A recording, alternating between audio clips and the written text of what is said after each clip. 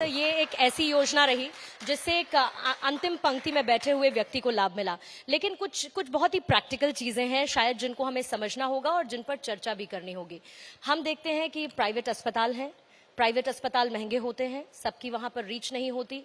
आप किसी एक ठीक ठाक क्लिनिक में चले जाइए तो डॉक्टर की फीस बहुत ज्यादा होती है और उसके बाद लिखी गई दवाइयां बहुत महंगी होती हैं। सबसे पहले तो मैं तारीफ करना चाहूंगी जेनेरिक दवाइयों की जिसकी शुरुआत हुई, आप भी उसका जिक्र जरूर करना चाहेंगे।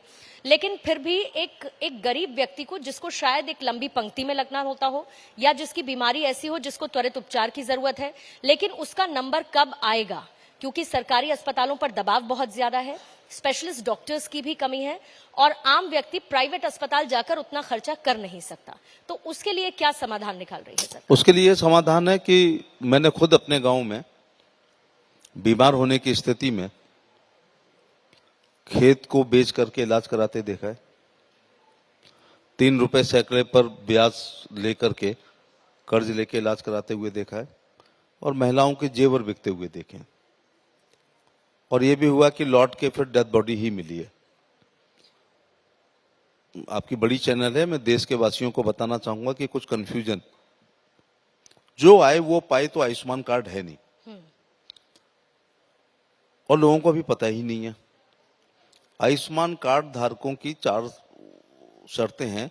2011 में एक सामाजिक और आर्थिक आधार की जनगणना हुई, उसमें नाम है अथवा अंत्योदय कार्ड धारक है, अथवा उज्ज्वला योजना में उसको सिलेंडर मिला है, अथवा वो ई श्रमिक कार्ड रखता है, अथवा उत्तर प्रदेश के संदर्भ में किसी भी राशन कार्ड धारक के घर में अगर परिवार में 6 नाम लिखे हैं, ये अभी 10 दिन पहले जोड़ा है, तो वो इन 5 कागजों में से जो भी दिखा देगा तो जन सेवा केंद्र पर, जन सुविधा केंद्र पर 2 मिनट में उसका आयुष्मान कार्ड बन जाएगा। तो एक तो ये गरीबों के लिए किया है। दूसरा ये है कि ये 5 लाख प्रति व्यक्ति प्रति साल का जो इलाज है, इसमें 27,000 अस्पताल इनपैनल्ड हैं। आंकड़े ये बताते हैं कि जब मैं यहाँ आया हूं तो थोड़ा अप टू डेट होकर के आया हूं, 67,000 करोड़ रुपए हम लोग इस 5 साल में निर्गत कर चुके हैं। दूसरा 5.5 करोड़ लोग अस्पताल से इसकी सुविधा ले चुके हैं। मुझे बताते हुए हर्ष हो रहा है कि 49% महिलाएं आयुष्मान कार्ड धारक हैं और इतने ही 49% टोटल मरीजों में वो भी अपना इलाज करा चुकी हैं। तो ये आंकड़े हैं कि ये इतना ये हो रहा है। दूसरा, 1 डिस्ट्रिक्ट 1 मेडिकल कॉलेज खोल करके उनके गांव से मेडिकल कॉलेज की, अस्पताल की दूरी को मोदी जी ने कम करने का काम किया है। तीसरा, विरासत में 7 हमको एम्स मिले थे, इस 9 साल में 22 एम्स हो गए, ये बड़ी बात है।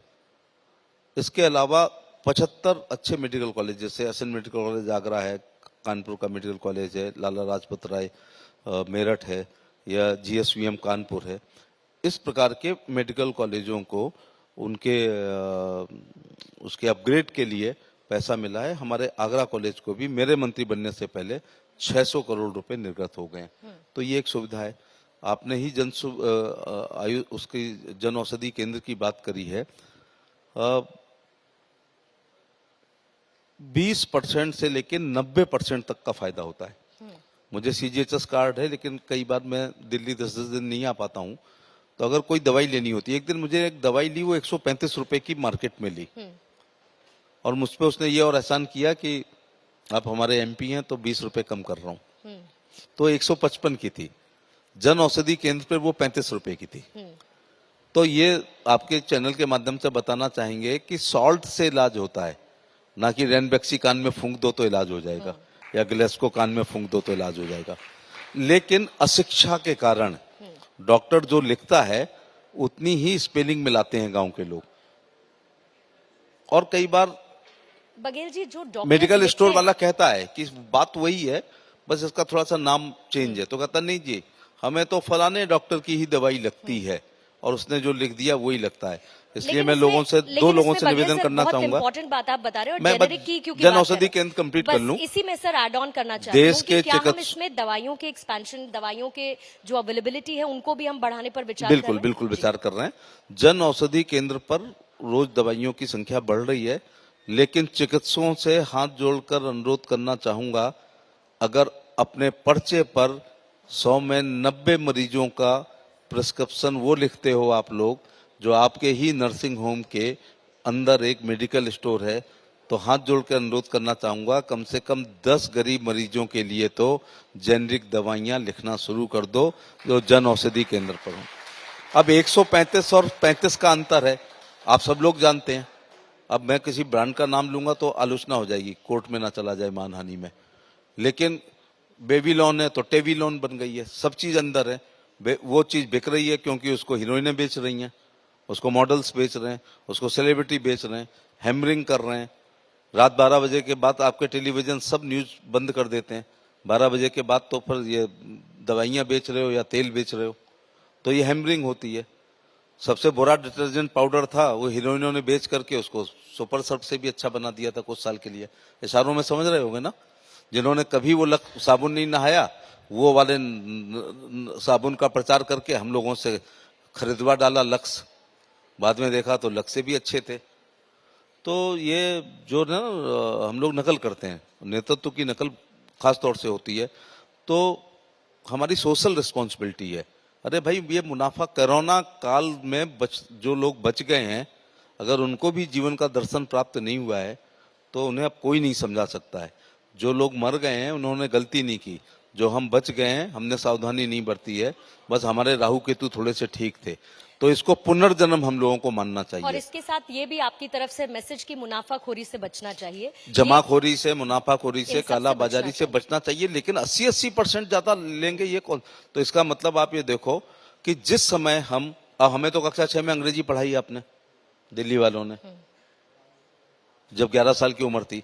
उसके पहले जब मैं दवाई लेने गया हूंगा अपने पिताजी की, या भेजा होगा, तो मैं तो ये भी नहीं पढ़ना जानता था MRP, मिनिमम क्या है, maximum retail price is so and local tax extra, मैं तो नहीं जानता था।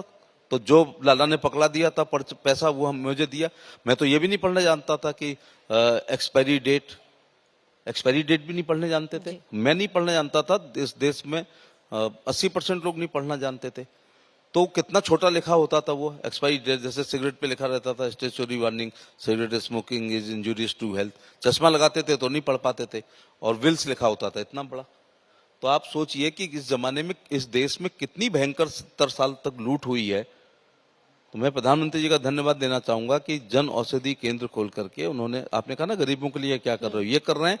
प्लस अमृत फार्मेसी, जिसमें क्रॉनिक डिजीज हैं, जैसे हार्ट की है, डायबिटीज है या कैंसर है, उसकी दवाइयां भी बहुत सस्ती मिल रही हैं।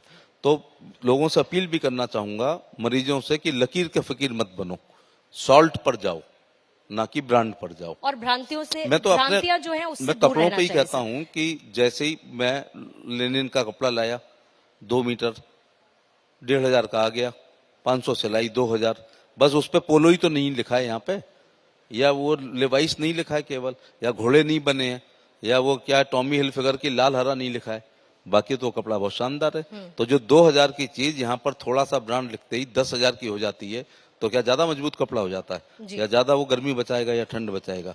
तो ब्रांड का मीनिया पालेंगे तो जीवन भर दुखी रहेंगे, इस बात को मैं कहना चाहता हूँ। बिल्कुल बघेल सर।